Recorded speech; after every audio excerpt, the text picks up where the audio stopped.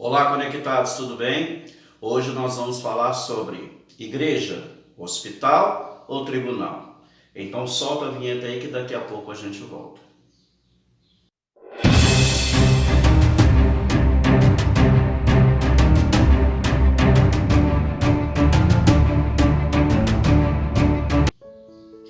Olá, tudo bem? Eu sou o pastor Stuart e você está no meu canal Conectados com Cristo. E desde já, meu querido, quero te pedir para que você se inscreva no nosso canal, que você curte o nosso conteúdo, que você compartilhe com seus amigos e familiares. Aqui do lado tem um botãozinho inscrever-se, toque nele, ative o sininho de notificações para que você não fique sem nenhum vídeo do nosso canal, ok? Eu quero ler uma parte da palavra de Deus que está em João, Evangelho de João, capítulo 8, no versículo 1, que diz assim: Jesus, entretanto, foi para o Monte das Oliveiras. De madrugada voltou novamente para o templo, e todo o povo ia ter com ele, e assentados ensinava. Os escribas e fariseus trouxeram à sua presença uma mulher surpreendida em adultério, e fazendo-a ficar no meio de todos, disseram a Jesus: Mestre, essa mulher foi apanhada em flagrante adultério, e na lei nos mandou Moisés que tais mulheres sejam apedrejadas. Tu, pois, o que dizes? E diziam eles tentando para ter de o acusar. Mas Jesus, inclinando-se, escrevia na terra com dedo. Como insistisse na pergunta, Jesus levantou e lhe disse: Aquele dentre vós que estiver sem pecado, seja o primeiro que lhe atire pedra. E tornando a inclinar-se, continuou a escrever no chão. Mas ouvindo eles essa resposta e acusados pela própria consciência, foram se retirando um por um, a conversar por mais velhos até os últimos, ficando só Jesus e a mulher no meio onde estava. Erguendo-se Jesus e não vendo a ninguém, mas além da mulher, perguntou-lhe: Mulher, onde estão aqueles teus acusadores? Ninguém te condenou? Respondeu ela: Ninguém, Senhor. Então lhe disse Jesus: Nem eu tampouco te condeno. Vai e não peques mais. Hoje nós vamos entrar num assunto muito interessante. Eu quero contar uma história para vocês sobre uma pessoa que eu conheci, uma amiga nossa, e ela contou para a gente a sua história de vida. Essa mulher, ela é evangélica, ela é de uma determinada igreja, eu não vou dizer o nome dela e nem a igreja que ela congrega por questões de ética e para proteger a pessoa. Mas a história dessa mulher pode ajudar muitas pessoas também que estão passando pelo mesmo problema. Então, o que aconteceu? Ela orou muito tempo para casar. Ela orou, esperou, se guardou para o seu futuro marido, até que chegou uma pessoa na sua igreja e ela começou a namorar com essa pessoa.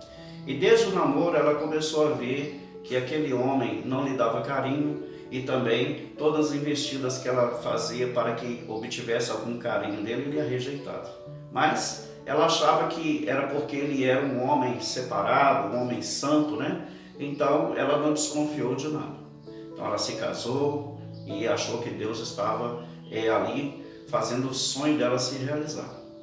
E ali, quando ela foi para o seu casamento, quando os dois estiveram na sua própria casa, na lua de mel ela já achou estranho porque ele levou a irmã e o marido junto na lua de mel. Então qual casal que vai para uma lua de mel e leva uma pessoa junto? É meio estranho, né? Vocês não acham? E ali passaram a lua de mel e não puderam fazer nada porque a irmã e o marido da sua irmã estavam juntos. Quando ela volta para casa, ela via que o homem não queria contato físico com ela. E toda vez que ela tentava fazer algum contato físico com ele, ele gritava com ela, diminuía ela e começou a fazer críticas excessivas contra ela. Dizia que ela não cozinhava bem, que a comida da sua irmã era muito melhor, criticava ela na frente dos outros e a vida dela virou um inferno. Essa mulher, olhando para a sua igreja, que também não lhe respondia com nada porque temia o julgamento das pessoas, ela foi aguentando aquele casamento abusivo. E ela não desconfiava que o seu marido era um homossexual. Então, ela foi deixando o tempo passar, e o tempo foi passando, passasse 1 mês, 2, 6 meses, até que chegou um ano quando ela já não estava aguentando mais viver com aquela pessoa. E o que aconteceu? Ela então pediu o divórcio. O divórcio veio e ela se livrou daquele homem que era um homossexual assumido, que todas as vezes que ela tentava ter algum contato físico com ele, ele renegava e não queria ter contato físico com ela, o contato sexual, para vocês entenderem. Então o que aconteceu? Como ela se divorciou, a igreja a teve como colocou ela em disciplina, a igreja que ela frequentava. E ela se tornou um tipo membro de segunda classe, uma pessoa que não podia participar de nada das igrejas. Então ela foi julgada 2 vezes. Primeiro, porque ela teve um casamento infeliz. Segundo, ela é julgada pela igreja porque ela é divorciada. Agora, vamos aos fatos. Nós vemos aqui essa passagem de Jesus. Jesus entra num contexto histórico em que a mulher não tinha valor algum para a sociedade. E eles levam uma mulher pegada em flagrante adultério e levam ela perante Jesus. A sociedade machista que Jesus vivia, a mulher não tinha valor, a não ser para procriar. Quando eles chegam perto de Jesus, eles falam: mestre, essa mulher foi pegada em flagrante adultério. E pela lei de Moisés, ela deve ser morta. Mas você nota um detalhe? Cadê o homem? O homem não estava ali porque ele também tinha que ser morto. Eles estavam colocando uma armadilha para Jesus. Porque se Jesus não mandasse matar a mulher, ele iria contra a lei de Moisés. E se ele mandasse matar a mulher, Roma iria contra Jesus e mataria Jesus porque estava infringindo morte a uma pessoa. Vocês entenderam o que eles queriam fazer com Jesus? Só que eles estavam conversando com o Rei dos Reis e Senhor dos Senhores. Estavam conversando com o Mestre do Amor. Jesus, sabendo o que passava na cabeça daqueles homens, que eram os fariseus, que eram os doutores da lei daquela época, que eram os homens que tinham a lei, ele falou assim: aquele que não tiver pecado, seja o primeiro que atire a pedra. Jesus, naquele momento, ele estende a mão de misericórdia para aquela mulher. Misericórdia. Ele estende a mão do amor para aquela mulher adulta. E o que acontece? Todos eles, desde o mais velho até o mais novo, eles, acusados pela sua consciência, começaram a deixar o lugar. E não ficou ninguém. Só ficou Jesus e a mulher. E a palavra de Deus fala que Jesus pergunta para ela: filha, onde estão os teus acusadores? E ela falou: não ficou ninguém, Senhor. E ele disse: nem eu tampouco te condeno. Aqui Jesus estende a mão do amor e da misericórdia. Mas Jesus continua: vai, filha, e não peques mais. Muda de vida. Então, nós vemos que na igreja hoje, eles pulam a parte em que Jesus estende a mão da misericórdia e já vai direto para o julgamento. Aquela irmã, se ela tivesse uma assessoria jurídica, ela procuraria um advogado, iria no cartório, porque não houve consumação do casamento, não houve relação sexual. E ela poderia fazer com que o casamento fosse desfeito e ela voltasse a ser solteira. Segundo, a culpa não era dela, porque o homem era um homossexual. Ele entrou na vida dela para destruir a comunhão dela com Deus e também para tirar a sua paz. Não estou falando aqui que foi só culpa dele, mas se ele sabia que ele era homossexual, por que ele procuraria uma mulher para se casar? Para manter as aparências? Ele não deu nenhum beijo nela nesse contexto todo.